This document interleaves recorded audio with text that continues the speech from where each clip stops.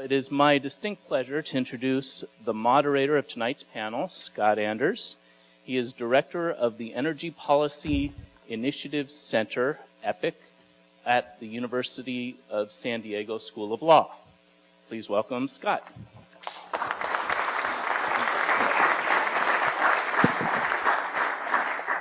Thank you, Anthony, and thank you all for coming. Welcome.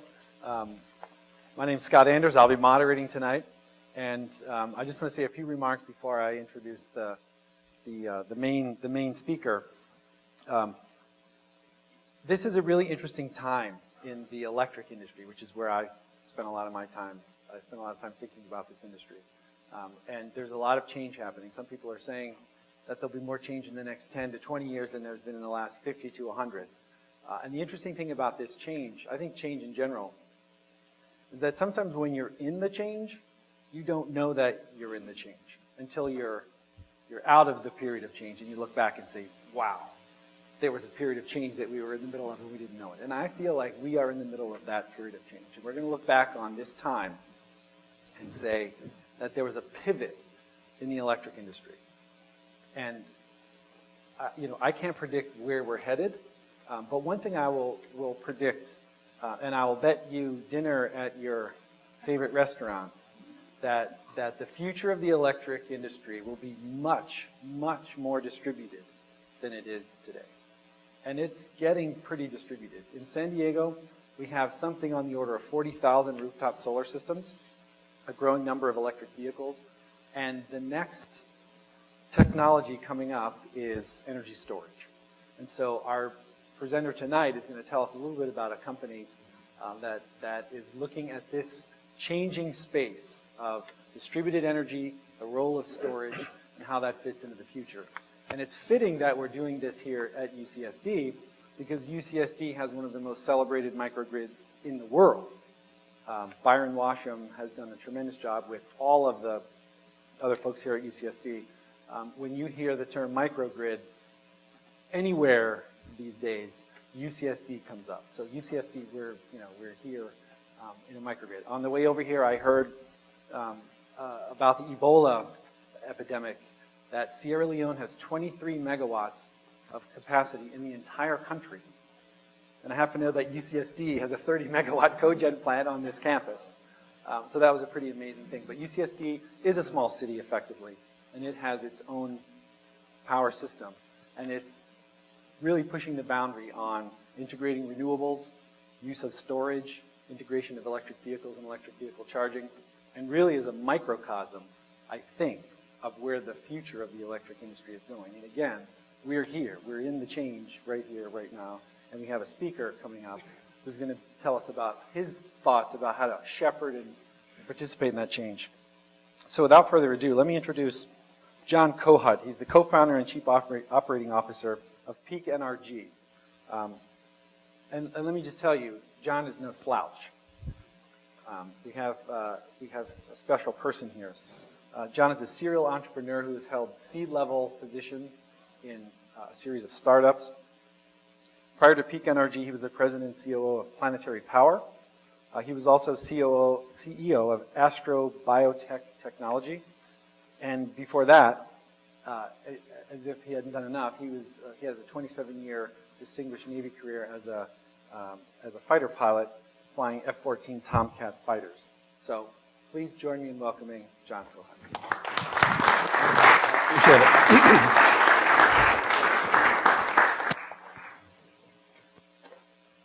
It was a bright but chilly January afternoon earlier this year that I first met Eric, who's the CEO of Peak Energy.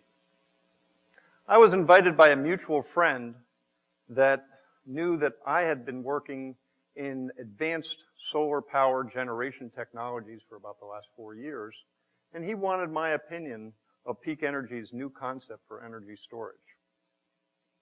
Now, we focused on remote off-grid applications, and so I knew a lot about batteries. And I also knew that renewable energy, while an incredible capability, is also very intermittent. And it causes, and because of that intermittency, causes problems for grids. in maintaining their stability. So I was expecting to hear sort of the usual story about lots of batteries out in the desert, that if we produce enough of them, economies of scale will get the prices down low, and we can afford them. Needless to say, I was skeptical that day. But that's not what I heard from Eric over a beer.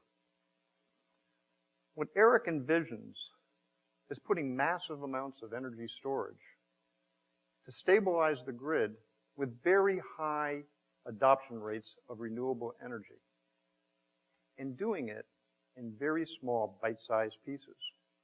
Energy storage units that go into homes, offices, factories, and are networked together. Now, I've got to admit, that day, I didn't quite get it. And it was really a few days later that I had that aha moment. What Eric was talking about was like the transition of the computer industry from big mainframe computers to PCs, Macs, and smartphones. Many of you don't remember, but when I went to college, we had IBM 360 computers that would fill this entire room. I mean, the disk drives were the size of a stack of pizza boxes. And if you had a program to run, you'd punch it into punch cards, you'd bring it to the operator, they'd run it through the machine, and a few hours later you'd get a printout and find out if your work on this program was good or bad. And then along came Bill Gates and Steve Jobs, icons now, visionary geeks then. Visionary, people with vision to put processing power on everybody's desktop. And that's what peak energy is working to do. Provide you with small energy stores that serve you in your home, in your office. And at the same time, allow SDG&E and other utilities and grid operators to be able to replace more and more dirty conventional power plants with clean renewable energy. Confused? Like I said, I was. It really is a new way of thinking of energy. But as I thought more and more about it, I realized that this was good for the consumer. It was good for the utilities, and it was good for the environment. So I sat down with Eric and joined the company to work to make what we call network-operated distributed energy storage, or nodes for short, a reality.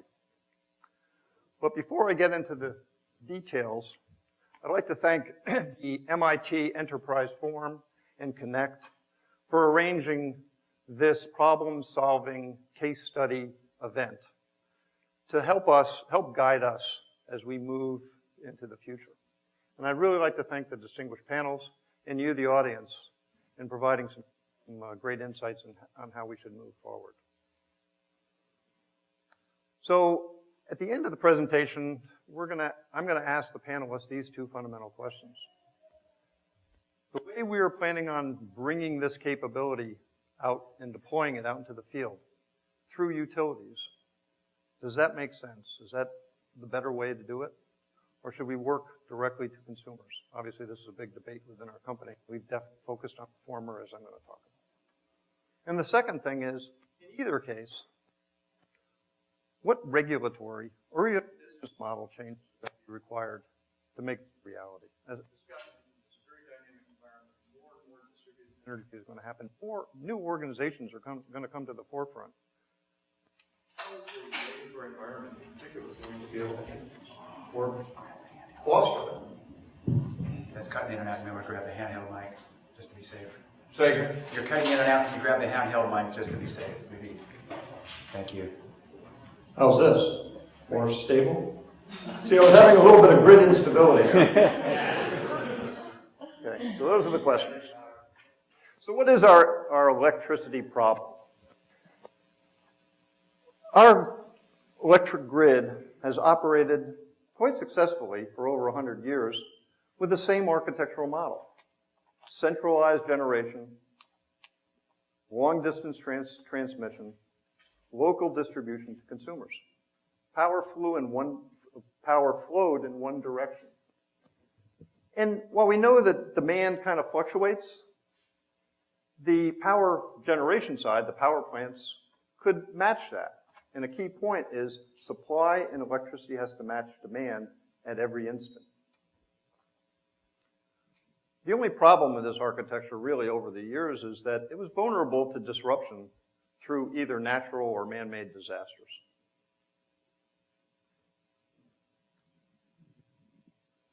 Net load is a measure of how much conventional power is required at any given time over a day. And this is an example of a single day that for California of how much power needs to be generated hour by hour, minute by minute, actually.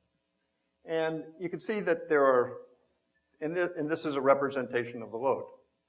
So you can see on the right-hand side in the early evening hours is the peak demand. On the left-hand side in the middle of the night is off-peak.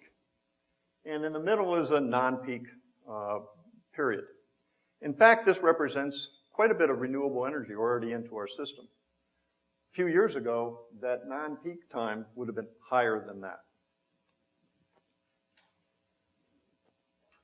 But now add intermittent renewable energy generation, and which is intermittent. Whether it be massive power plants, either wind or solar, or rooftop solar power distributed locally. So now all of a sudden the supply is not as controllable, and the demand varies, and so it's hard to match supply and demand. Get enough of this, and this is grid instability. And when you have local generation, rooftop solar, and it's generating more power than you can use locally, the power actually flows backward into the grid. And the grid really wasn't designed for that. This is the somewhat famous duck curve, which represents the current state.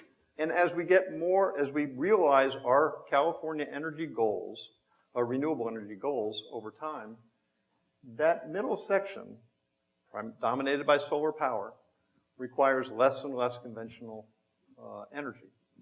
So by 2020, it's the red line on the bottom there, a big dip. Now, this sounds like this should be a good deal, renewable energy replacing conventional energy. But most of those power plants take a long time to start up and get going. So you have to keep a certain amount operating when the renewable energy goes away.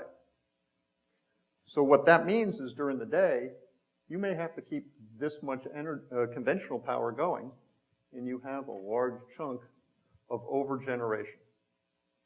And typically, that means that you have to turn off your renewable energy. Well, what a waste. The other problem is the sun goes down, and the peak goes up. And so all of a sudden, you have to climb this big ramp with all this conventional generation. So this is a significant problem. What this causes is cycling of equipment. It's off, it's coming on, it's high power. And that causes maintenance issues and a lot of cost. And to make it a little bit more complicated, requirements aren't the same state to state, and certainly not nation to nation. And this is a chart that shows various states and whether they have renewable energy portfolio standards or RPSs. California and Hawaii are probably the most aggressive in mandating a high level of renewable energy. California, 33% by 2020. Hawaii, 40% by 2030. Now, Hawaii is about 20% right now of solar power. And they are now stopping the issuing of permits for new solar power because the grid's unstable.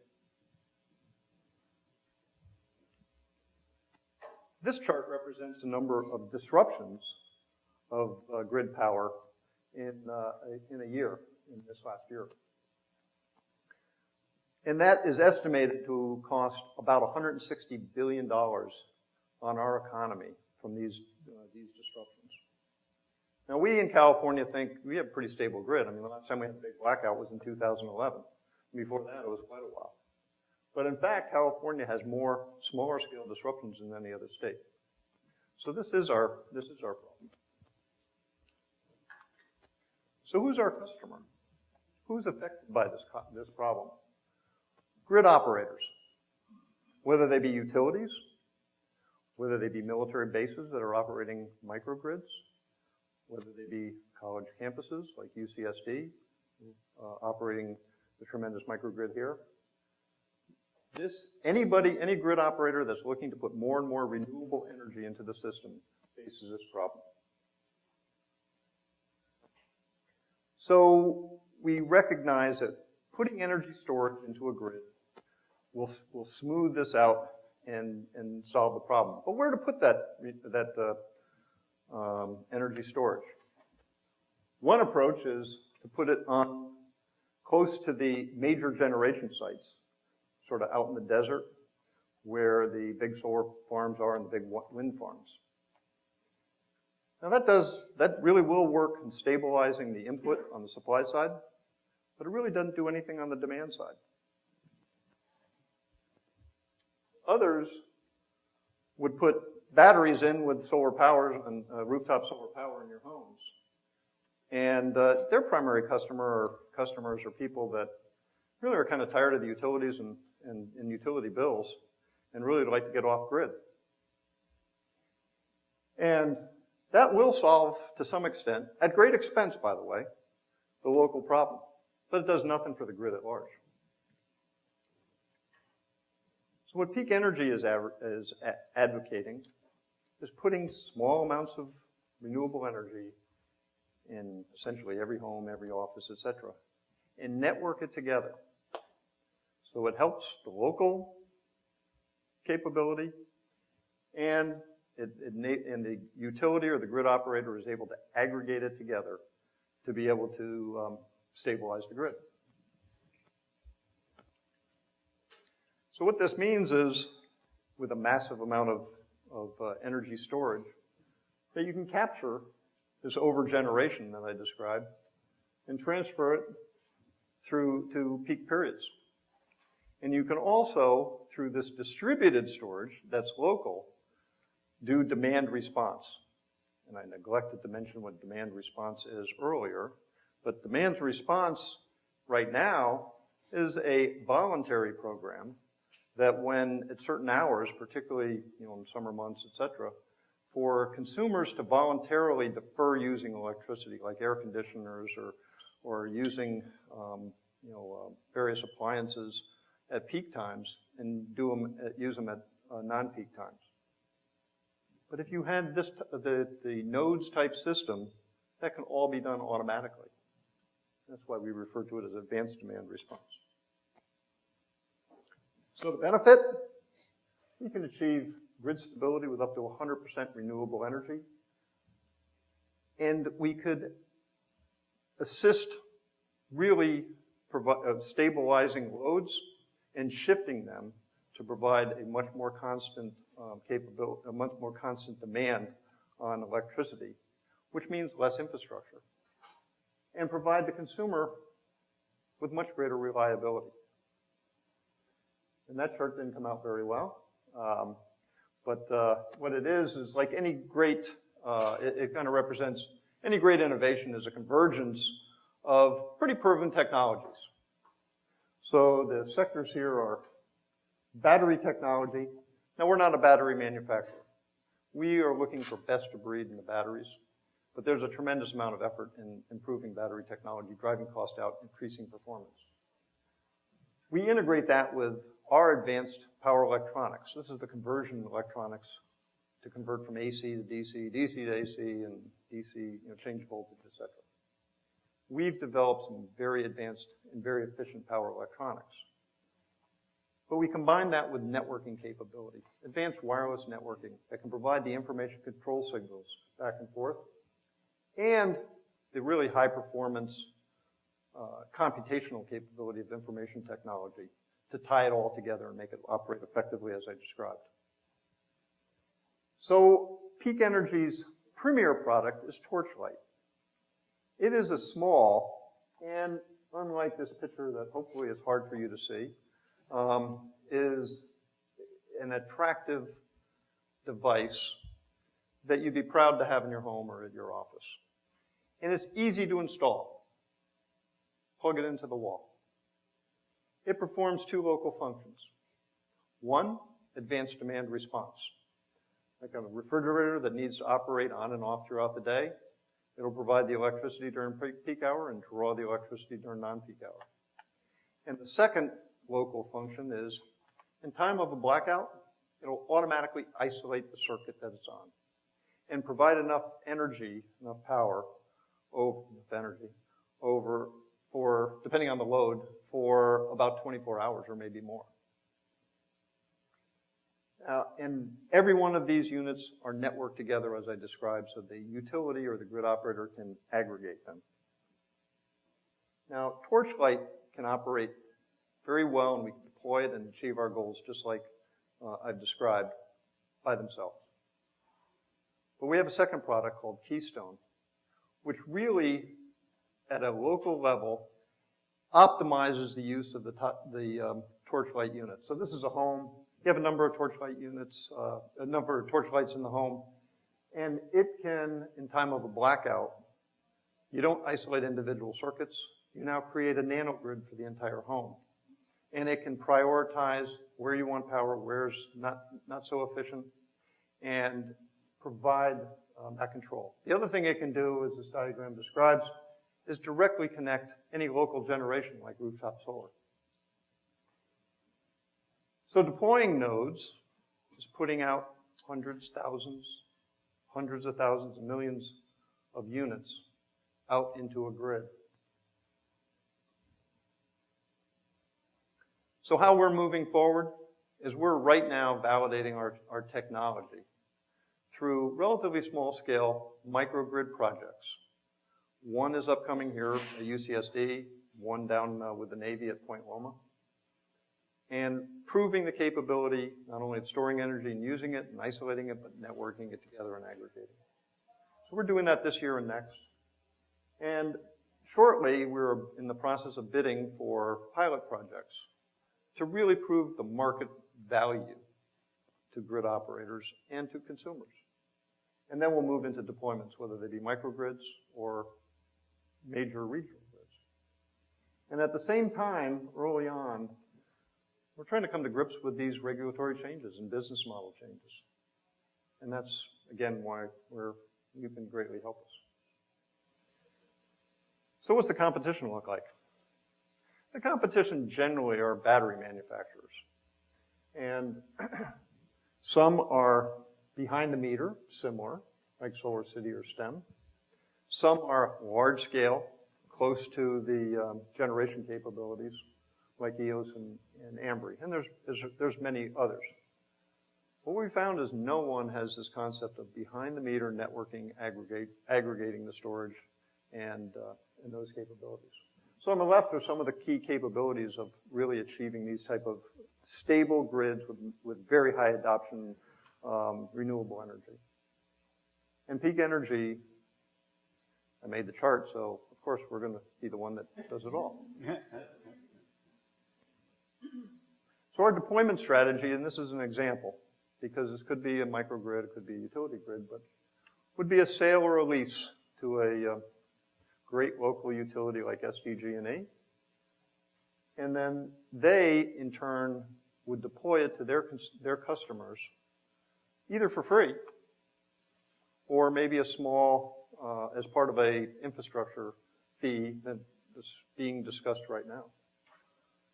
And so what's the value to SDG&E? Why would they buy it or lease these from us? Well, number one, it could avoid building these conventional peaker plants and avoid that entire cost.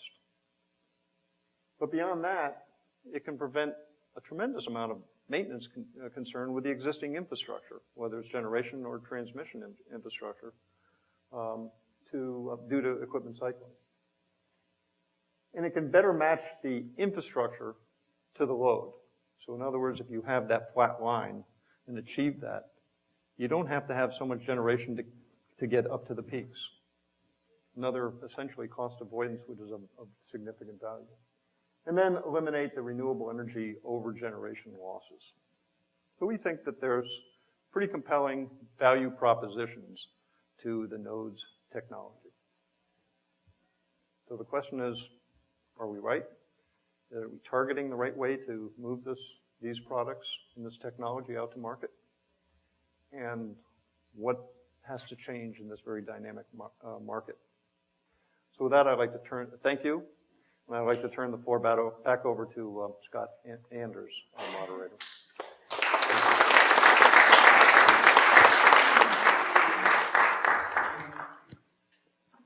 Thank you, John.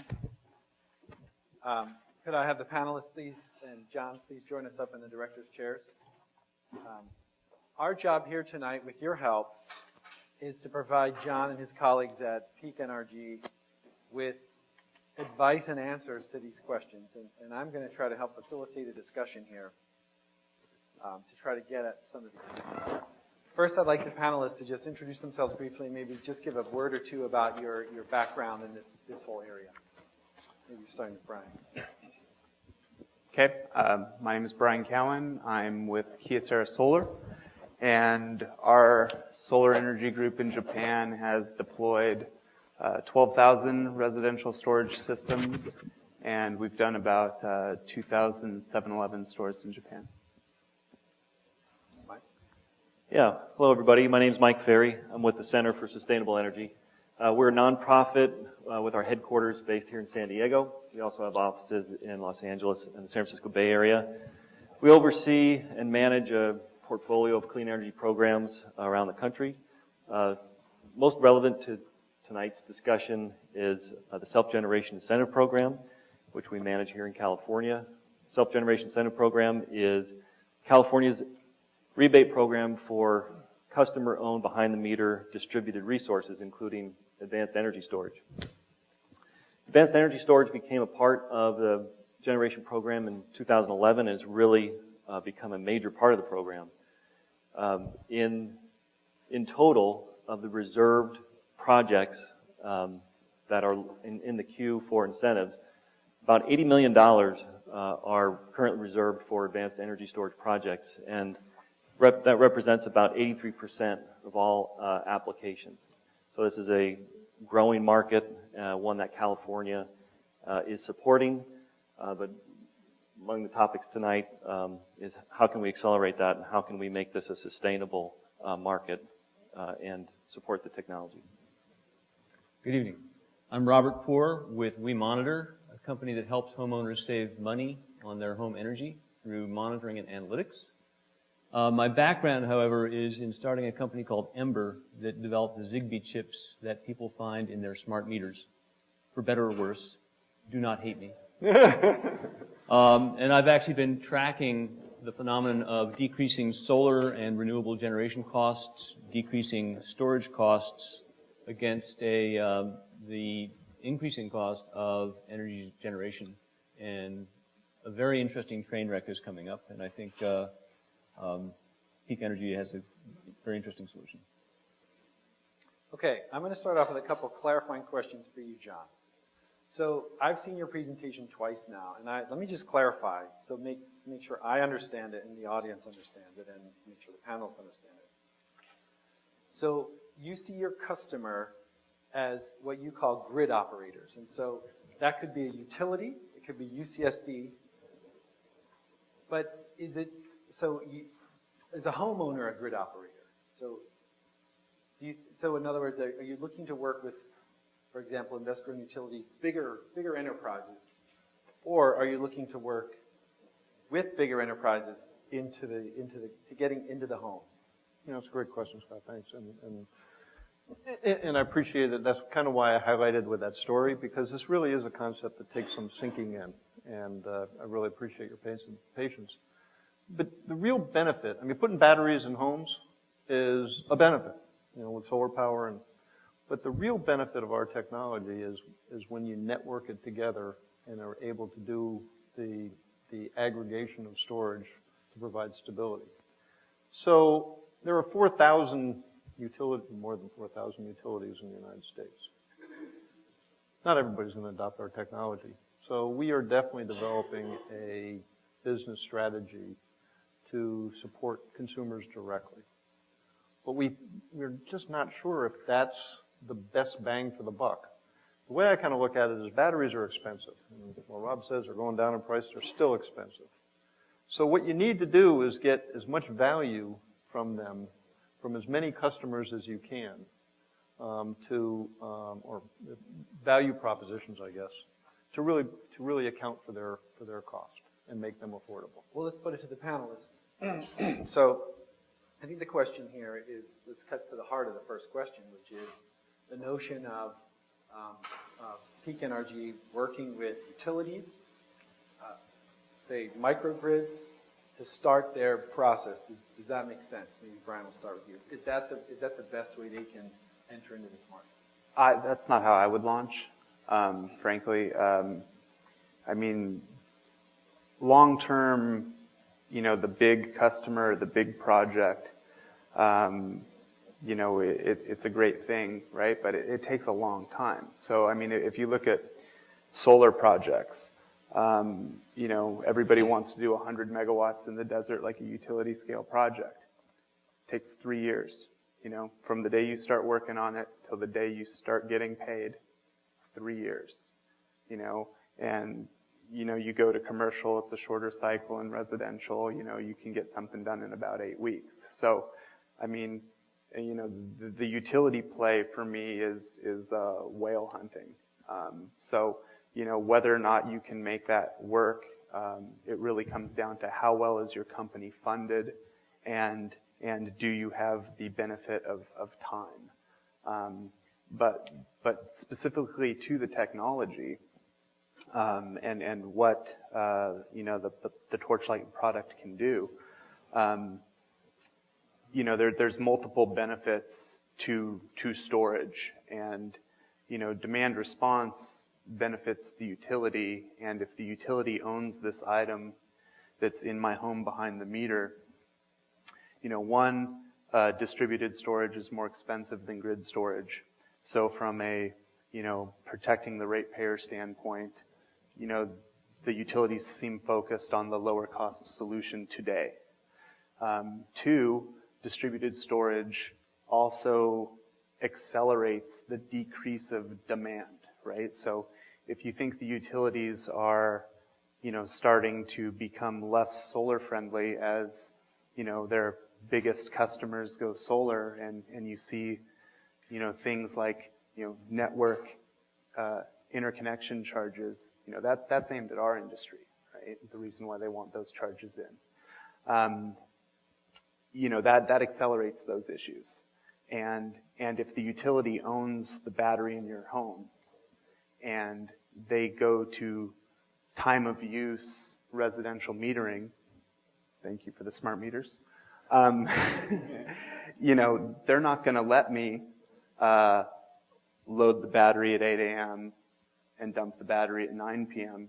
for my benefit, because that doesn't help them. If, you know, so the big benefit with batteries, from my view, is peak shifting, and that helps the consumer.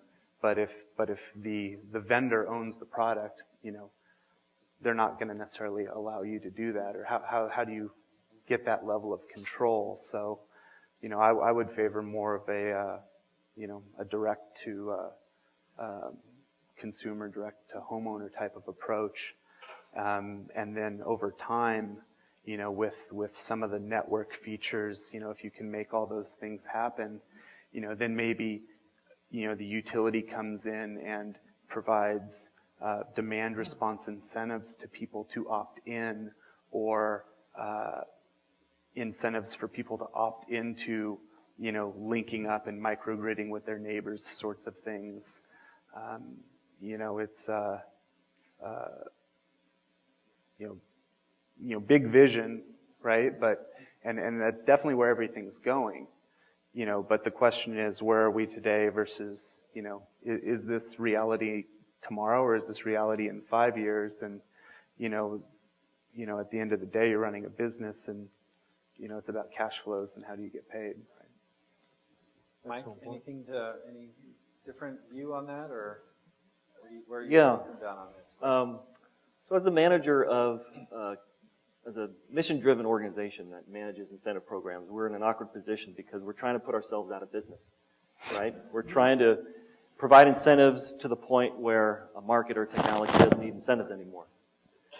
Right now, with advanced energy storage, what we're seeing is that the SGIP program is providing about 50% of the value necessary to make these systems viable from a financial point of view. So the question between now and when California's incentive program ends, which is about 5 years from now, is how do we make up the other half of that financial proposition? And we know that reducing costs is one way, but one of the ways with energy storage is we need to aggregate benefits. Right now, energy storage systems being deployed are primarily operating in one function, and that's for commercial and industrial customers to reduce their peak demand and reduce their demand charges, save on their bill. But we know to achieve the rest of that 50%, we need to aggregate applications. These energy storage systems, which really have the potential to change the way that the grid operates and to enable a fully renewable grid, have to be multi-benefit, which is a big challenge. So, just to clarify though, utility scale or customer scale? That's the question on the table. What do you think? So if you're going to aggregate benefits, you can do that best the further you are towards the edges of the grid.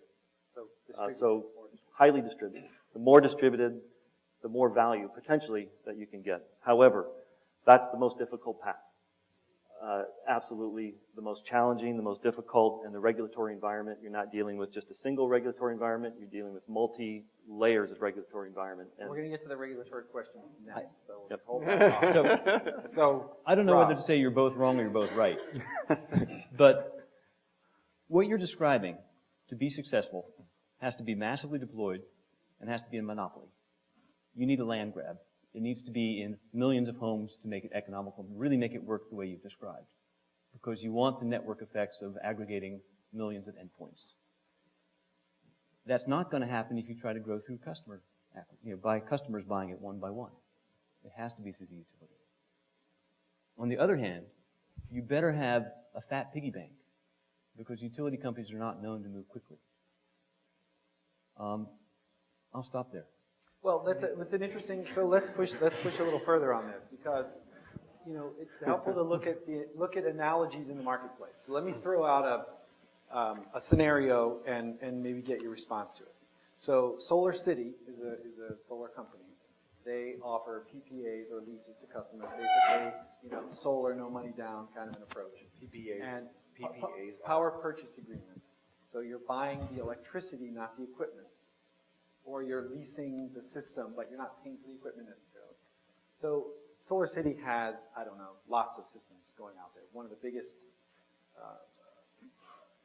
companies, biggest sellers of these technologies. Now they're starting, so I would ask, so who is the biggest reserver right now of home storage systems in your program?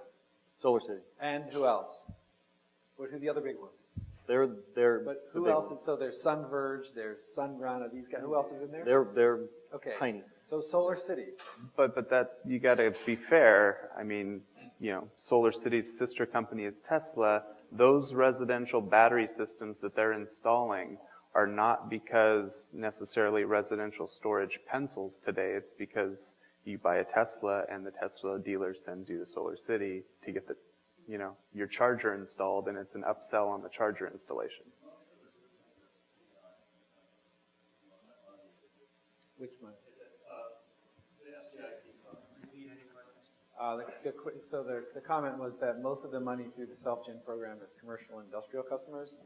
Mike, is that correct? Most of the That's true, both in terms of megawatt capacity, in terms of incentives. I thought you specifically asked about residential. I did. Yeah, what I was saying. Well, I was trying to push the idea that you have a company who's just trying to do exactly what. I mean, I think you made my point, Brian. That they're trying to get in homes, right? They've got solar systems, whether it's solar systems or cars.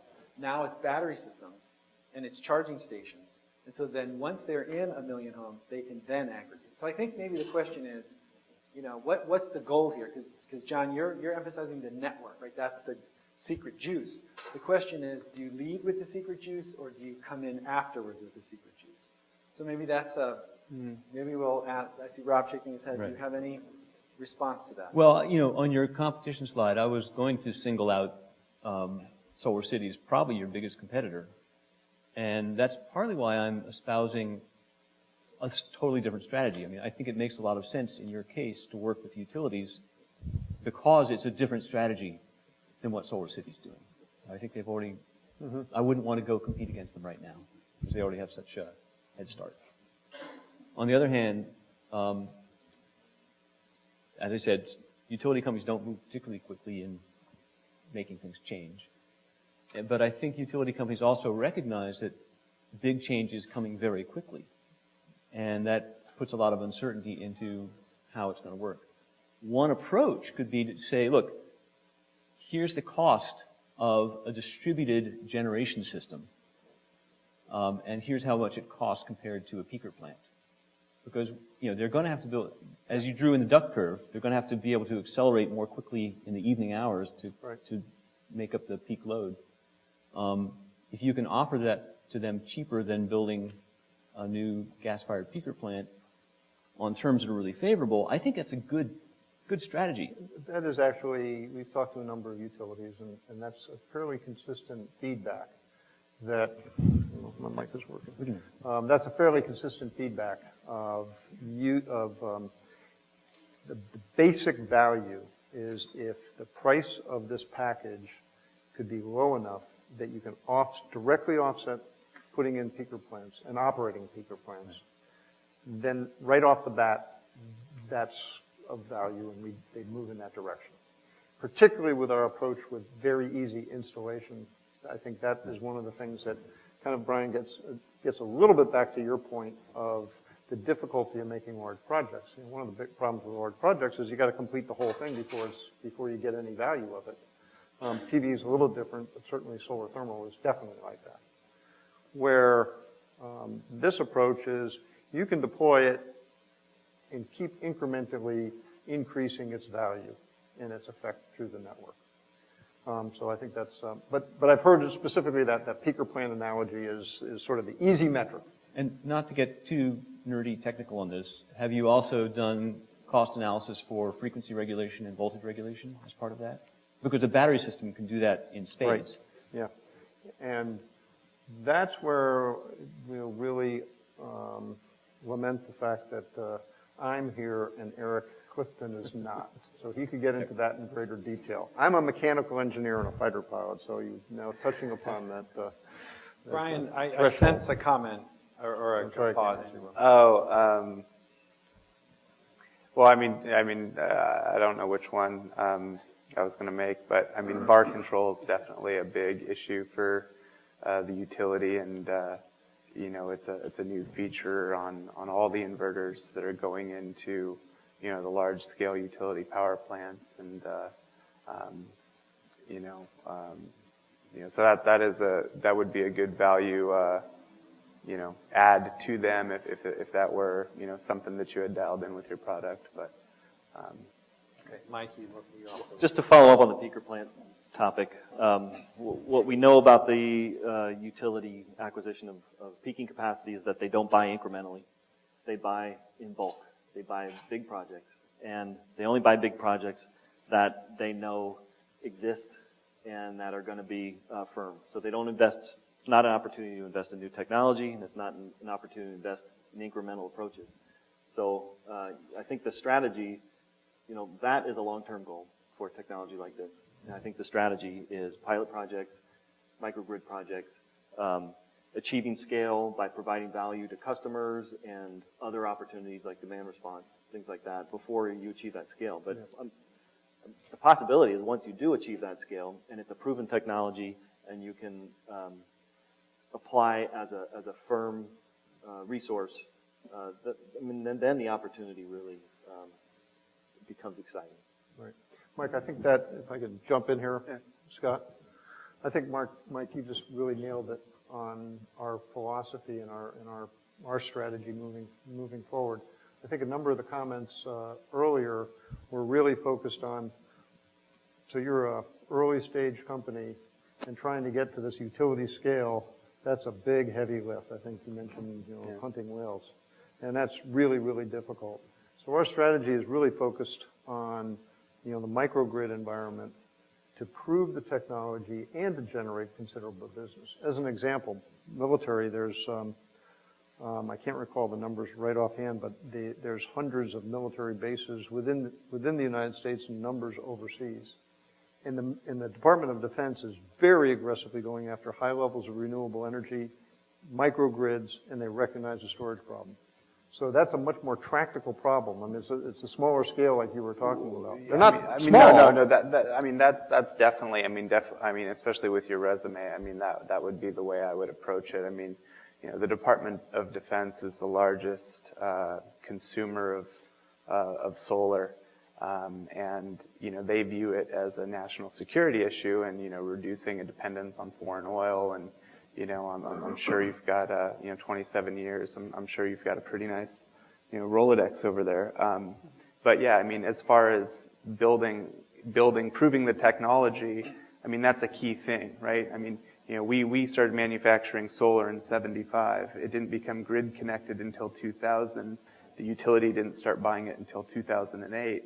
And when they started buying it in 2008, people were questioning the technology, and it was, 30-year-old technology. And the utilities don't take technology risk. Right.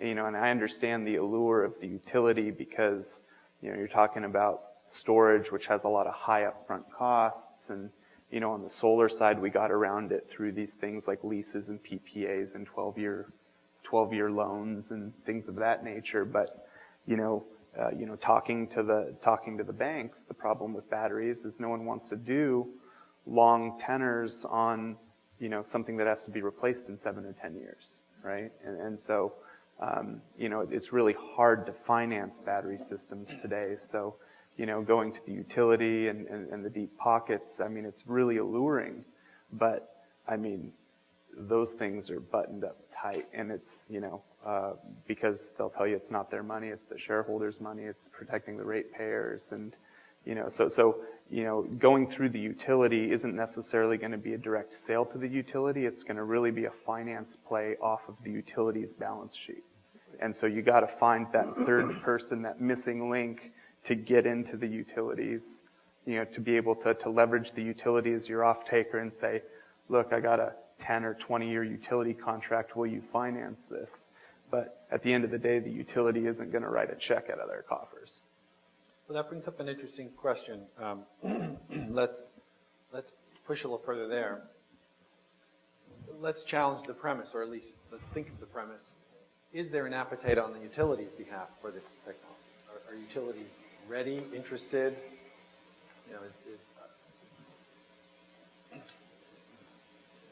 Well, I mentioned at the top that I thought that they were more focused today on grid storage than distributed storage, from the cost standpoint and from the, they don't want to lose demand on the customer side of the meter.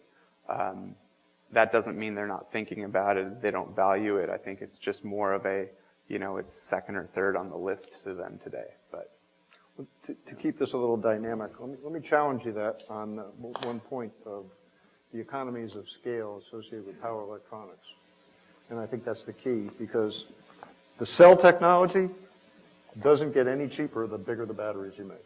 And there's a little bit of differentiation, but not much. And the power electronics, I've worked with a lot of very high power systems, and I submit that it actually goes the other way.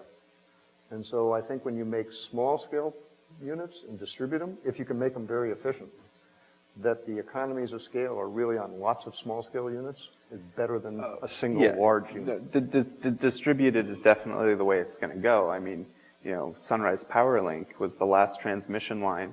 Took 12 years to get it, you know, approved, more or less, you know, built. So,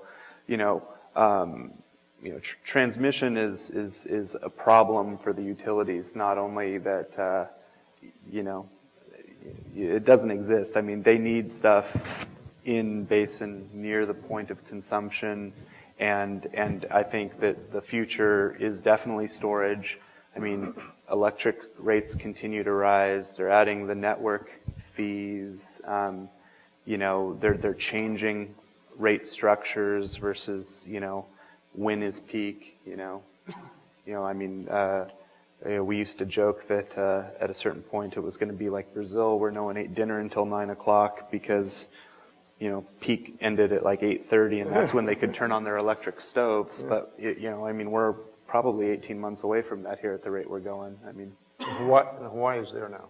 well, Hawaii is another issue. I mean, as far as values of the batteries to the consumer, I mean, when you look at, we're lucky to have net metering in California, but, Hawaii, they're talking about residential curtailment, right? And so that means instead of somebody putting on like a 6 or 7 kilowatt system on their home, they're basically going to size their system for the winter and, still have to buy more power in the summer from the utility, or they're going to have to come up with some sort of storage solution so that, when that system overproduces, they're not just giving it away for free on the grid, or it's not getting dumped into nowhere, and they can keep it for themselves.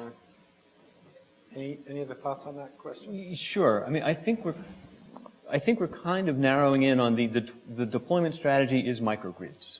Is that more or less correct? Initially, microgrids. I mean, I think that's defensible. I think it's It's the proof of concept, right? yeah. But then the question is, does anyone here have figures on how many microgrids there are, how big they are, what their capacities are? It sounds like that would be enough to get going. Oh, there's a lot of business. Okay, that's good. There's a lot of business. So then we can actually sort of get into the second question, what are the regulatory issues there? And the question is, how much jurisdiction do the utilities have over the microgrids?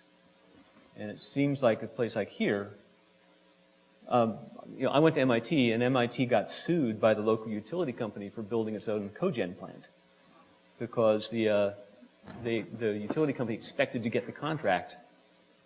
Sucks to be them.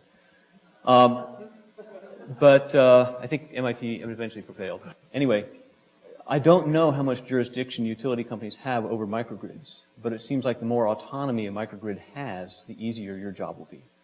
And that's not something I have the expertise to talk to. Well, thank you for the segue into the regulatory section of our discussion. I think we should slip in there. And it came up earlier. Mike, you talked about this, and Mike, you spent a lot of time at the Public Utilities Commission thinking about these things, interacting with these regulatory issues.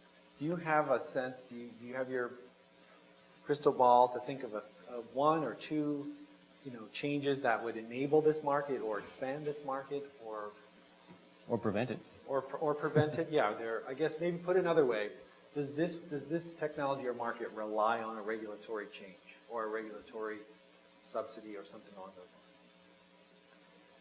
And by this market, you mean I mean for specifically this NRG, peak highly energy. distributed Yes. energy storage? Well, that's a good question.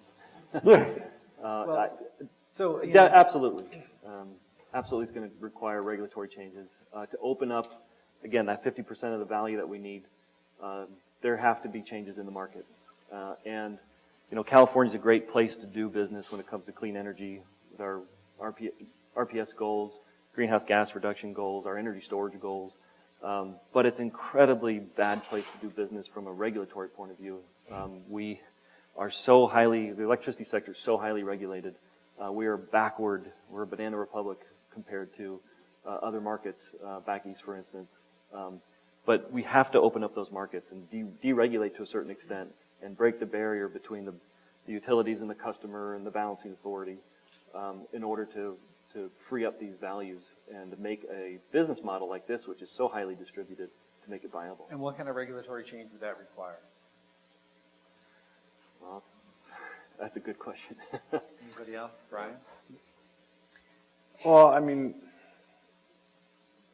you know, the analogy that always comes up is cell phones, right? And how, you know, at a certain point, no one could ever envision not having like a landline, and now, you know, most people don't have landlines, and how, you know, all those companies still exist, and they just were able to adapt, and, you know, their business models changed, and, you know, AT&T didn't die, you know, and the utilities are kind of in the middle of that paradigm shift right now, to where they're transitioning from, you know, to more of like a service provider type of a role. And, you know, eventually, you know, I tend to agree with Mike. I mean, other than electricity being way too underpriced in Texas, you know, that model where, you know, you basically sign up for, you know, transmission with, you know, whoever the local utility is, and, you know, you can basically go online and trade and buy power from a different person every day if you wanted to. I mean, eventually, you know, it'll get, you know, closer to that. I don't know if it'll be that wild here, but, you know, but again, this is a longer, drawn out, you know, process. I think a lot of people are still, you know, stung by 2000 in California. I mean, you know, 14 years later, you know, you still hear about, you know, Enron every third day if you're in the energy industry, right? Any analogies from the smart meter rollout? Is there, you know, Well, something to be learned from that? First, a really general statement is I do not like business plans that rely on the regulatory environment, whether it's, you know, emergency funding or, you know, some law on the books that make this work right now, because it seems like either things take too long or they change before they become viable. I would not want to put together a business plan that depends on net metering or the distinction between net metering and value of solar energy distinctions, because I think that's so up in the air at this point. But Well, but to be clear, that's why storage today is only focused on C&I, because you can do standalone storage projects when somebody has a demand charge and it can pencil on its own. Right. Right. Right. You know, so I do not know enough about, I will confess, I do not know enough about the regulatory environment to actually make intelligent statements there, other than I would steer clear of depending on the regulatory state being one or the other. Well, Brian brings up a good point. I mean, if you look at some of those competitors listed up there, their primary strategy is peak shifting. And they're trying to help large customers shift peak because they have a demand charge. Is time of use pricing at the residential level something that enables this market, helps this market? I think, I mean, well, it depends upon what the person's energy consumption looks like. I mean, you know, there's plenty of businesses on time of use rates today that, you know, storage doesn't mean anything to them because they don't have a peaky curve, right? You know, it's going to, but yeah, I mean, in general, time of use is going to definitely help storage at the residential level. But it's still not going to necessarily be the right thing for everyone. It's going to come down to, you know, what do your 15-minute interval cycles look like? Yeah. And I think it's time of use pricing is very limited. Will have a limited financial value moving forward. I think when you talk about a distributed, highly distributed plan like this with resources in people's homes, what you're really looking at is you have the base value proposition to the homeowner, which is backup power supply, and that has a certain value. With the rest of the system, you essentially hand the keys over to an aggregator or to utility, and it's operated as a distributed asset. That doesn't exist today. That possibility doesn't exist. There are pilot programs occurring. There are plans, you know, on the books, but that's not happening yet. And one of the questions I had for you, John, and building off of Mike's comment is, what's in it for the customer? So, and I'm thinking particularly the mass market here. So you start with microgrids, you expand out maybe into business, and then you eventually get into the residential sector. I mean, what's the value to the customer? What's the value to me in my house? And I have a photovoltaic system, but why do I want you having 1 or 2 or 5 torch lights in my house? What is it? How does it help me? I know how it helps the utility or it helps the grid operator, but how does it help me? What do I get out of the deal?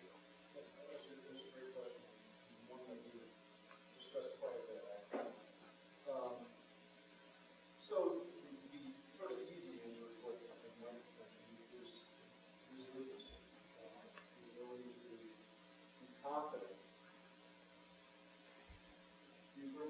Confident, how's that? Okay. The ability to be confident of having energy no matter what. No matter what the grid does, you're going to have energy and you're going to be able to have it distributed, and your priority uses will really last and have that efficient use. The second thing is, we talked about net metering and net metering potentially going away and all that, and the local generation now with this type of a system, again, the benefit to the homeowner, is now you're confident that you can use that energy and use it most efficiently at all times, no matter what. I'll give you an example, and this is a military example, but we're working with China Lake, the naval test facility up at China Lake, California, up at Ridgecrest.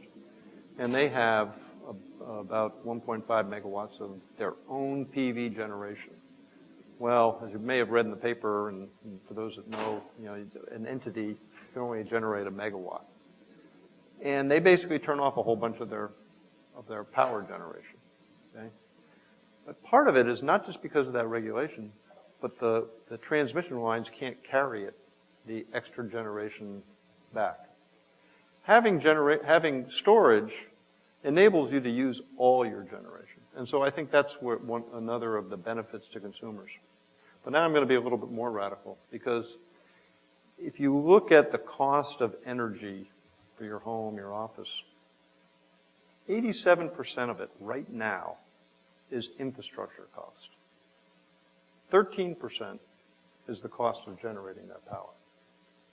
What's going to happen to that ratio when more and more renewables come in and the OPEX is zero, essentially? Not quite zero, but pretty close. 90, 95%? So in other words, the energy is free, and it's the infrastructure you have to pay for. So one of the questions people asked is, how would in the networking session, was as a homeowner, how would you track this if the utility is storing energy and going through your meter, and energy is coming back through the meter, and how does all that get tracked? And my answer is the meter goes away. We change how we use energy. You can't get rid of the meter because he just put Zigbee chips in it. You put the smart someplace else. So let me just ask the panel, because we're going to switch into audience Q&A here, but final thoughts. Maybe we'll just go down the line based on what we've talked about. You came in with ideas. Any final thoughts?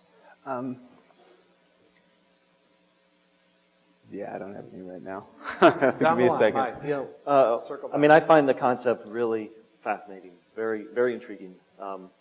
I don't think you should underestimate the advances in large-scale power electronics. I understand your point about lower cost for small-scale power electronics, but it's fascinating. Technology goes all the ways. Yeah, I'd love to learn more. I agree.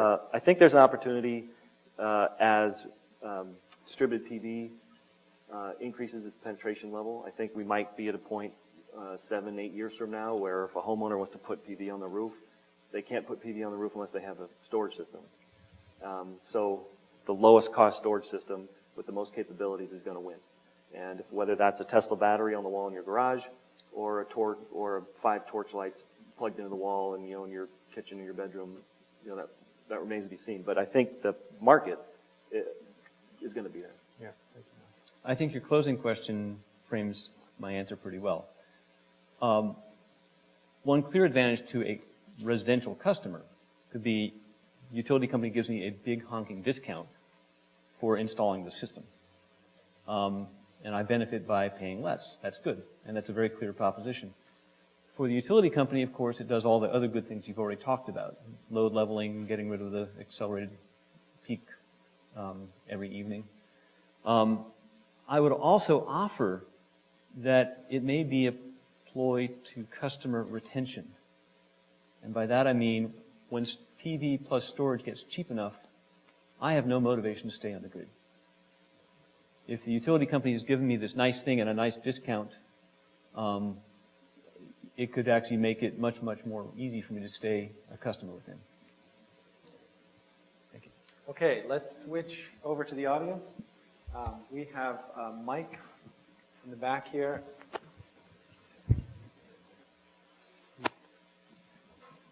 I think we're dancing maybe around one question. Start this way. Okay, sorry. Maybe we're dancing around a question. Let's say that, let's cycle forward 20 years from now. Pick a number. And let's say that microgrids are more prevalent, and you've got a network effect at a lower level than what you have now, which is what you were referring to, okay? So what incentive would a local grid have to contribute to a utility? And what incentive would a local grid have to contribute to another local grid? So maybe you're talking about a completely balkanized system where you have a bunch of local networks, if you want to use the computer analogy. And if that's the question, then do you need a utility? And if the utility companies foresee this, then why are they interested in this at all, if you're threatening their existence?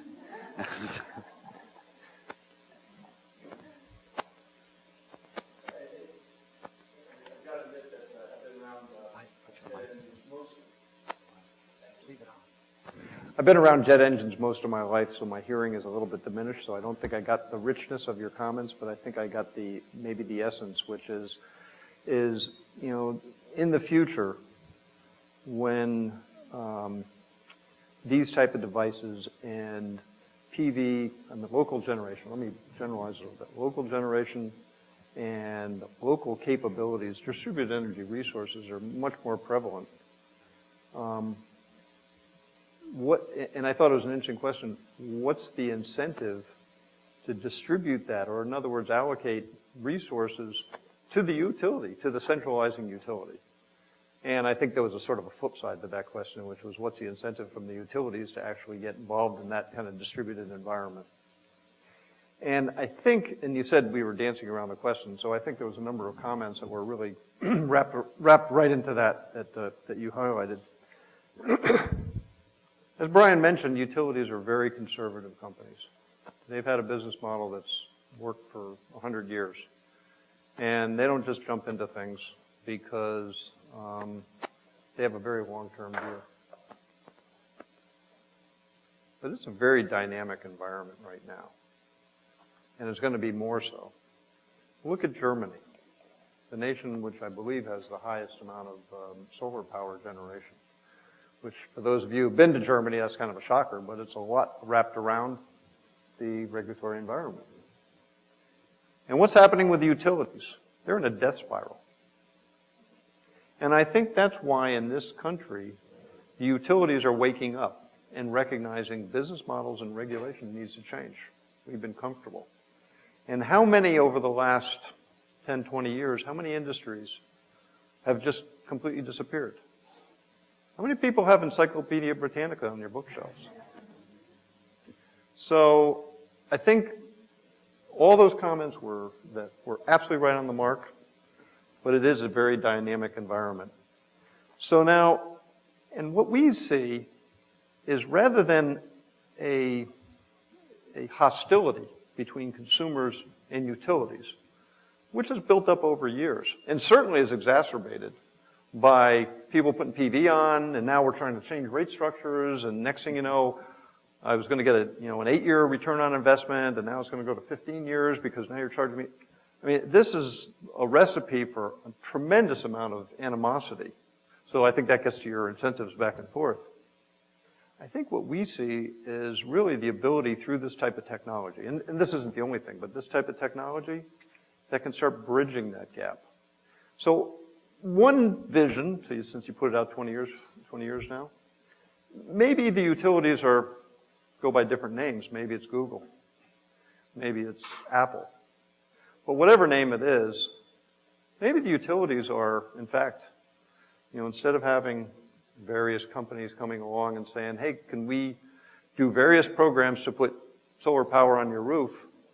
The utilities you pay a flat fee, and the utilities provide energy, and maybe they use your roof for generating part of that energy. So maybe all of that is switched on what you described, what the incentives, and the lines are completely divided, or completely removed. And I think, Scott, that's what you were getting at really at the beginning, is that the environment is really changing, and distributed energy resources are going to become more and more prevalent.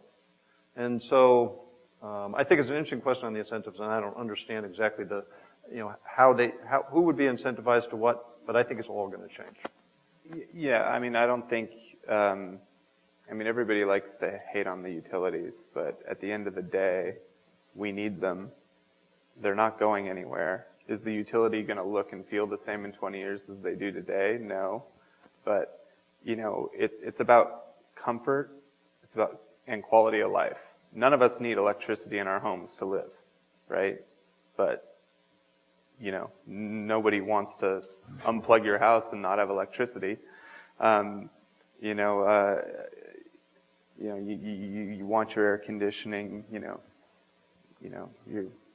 kids will kill you if they can't play Xbox in the middle of the night. You don't want to listen to them complain. But as far as why would one microgrid connect to the other microgrid?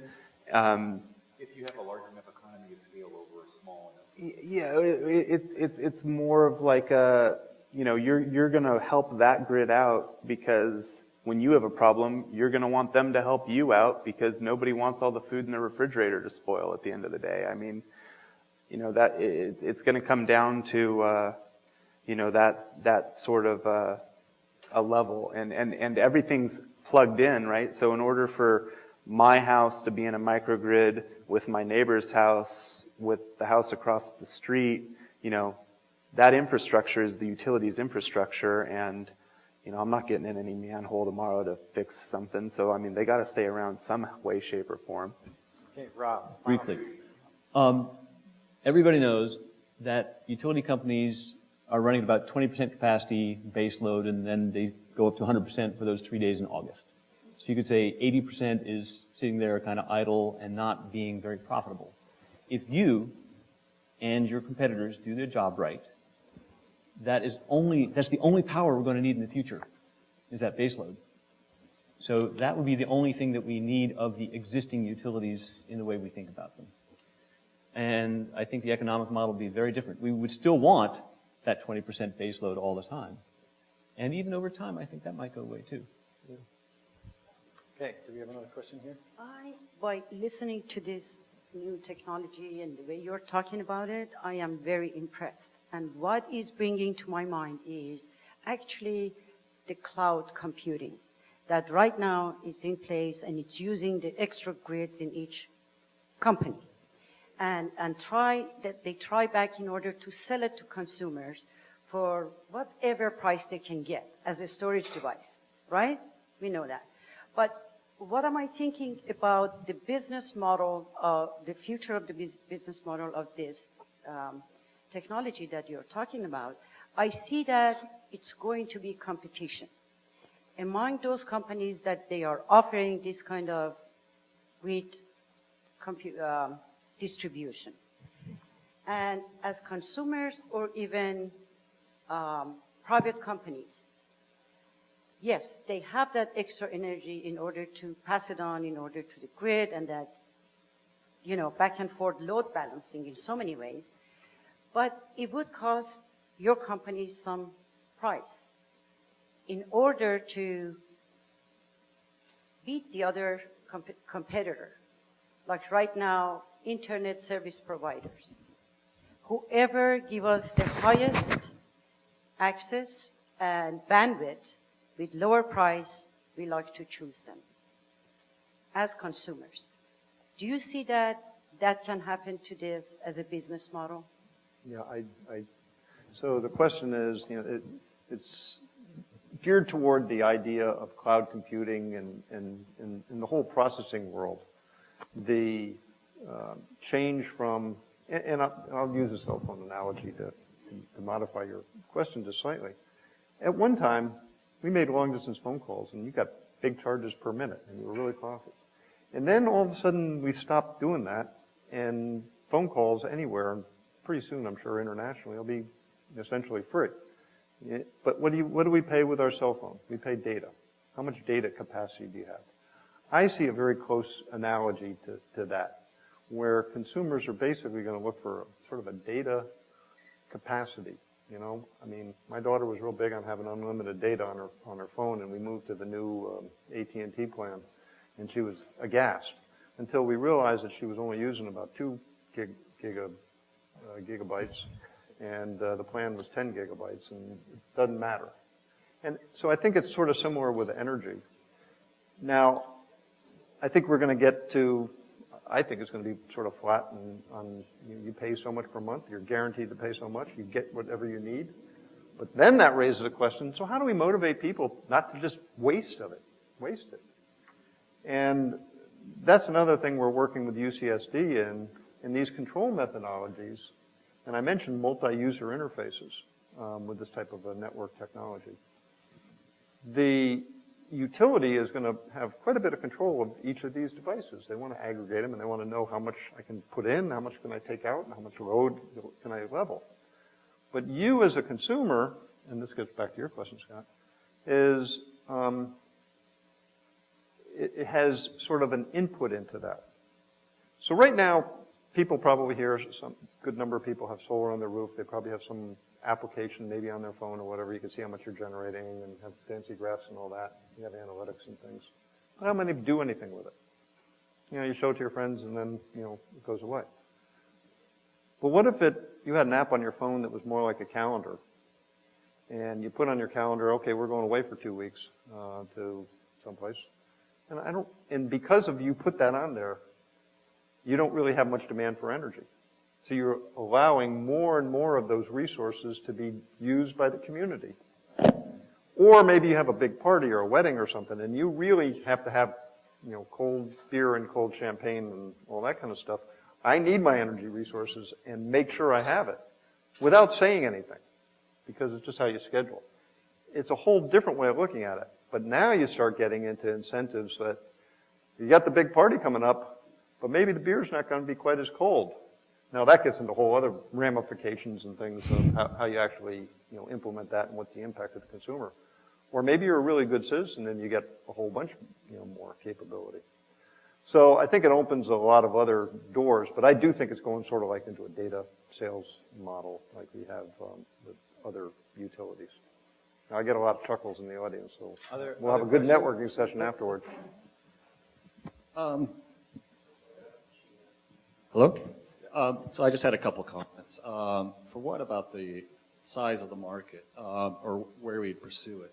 I mean, the utilities are basically mandated here in California to have a bunch of energy storage. So I know that there are some RFPs out there that you can look into. In SDG&E's territory, I think it's supposed to be 150 megawatts. How that gets done, nobody knows. So you are going to be competing out in that place. And also, I don't know, as far as the residential model, I think that the exciting things that are out there are kind of the home energy networks, the nests and things, where that it's appealing to the high-tech people. Just like getting a Tesla.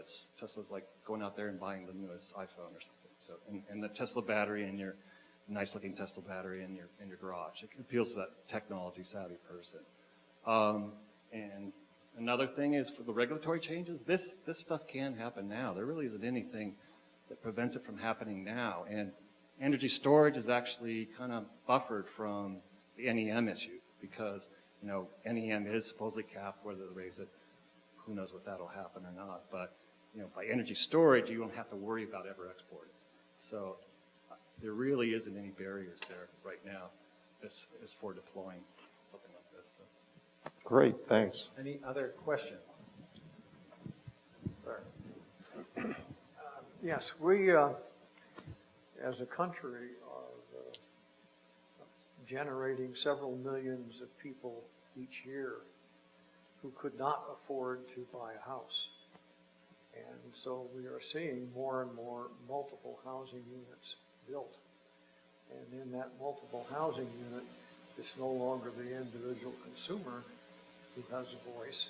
It's the apartment owner or whatever. I think one of the targets is really how do you hit the multi-user unit, whether it's through going at a substation level rather than an individual home. The other thing is that we have the experience of Germany. Have the experience with? Of Germany, who has cut back on all of their Feed-in subsidies tariffs? for solar power, Right. destroying their nuclear plants, and now they're going to have some real problems with their friends from Russia. I think the United States is changing, and by the time this is resolved, we will look differently than we do now in terms of who using it, being more concentrated, multiple users. So one of the questions I have is, do you have a battery design that fits for the individual home? So actually, that's exactly what it is, and I wish. assume you have some. Yeah, I wish Eric was here because he's very passionate about this. Yeah. He sized this unit, and I'll talk a little technical, not much, but to be 2 kilowatt hours storage. And that's when I first heard it that January afternoon. I went, that's not much storage. And that's where it didn't sink into me.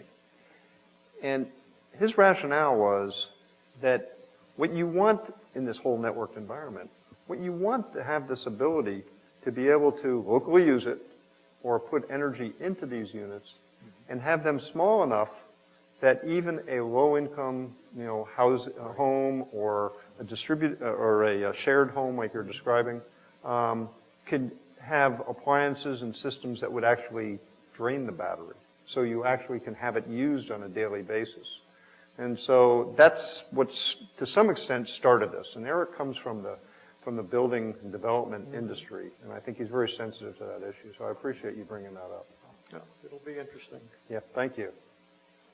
Okay, I think we've reached the end of our line here. We are going to have some time afterwards, and the panelists will be around. I think we're happy to continue the conversation, and we're going to have a reception afterwards. Yeah, so I guess I'll turn it over to you to wrap things up. Perfect. Thank you, Scott Anders. Thank you very much for moderating. That was a No problem. fantastic job.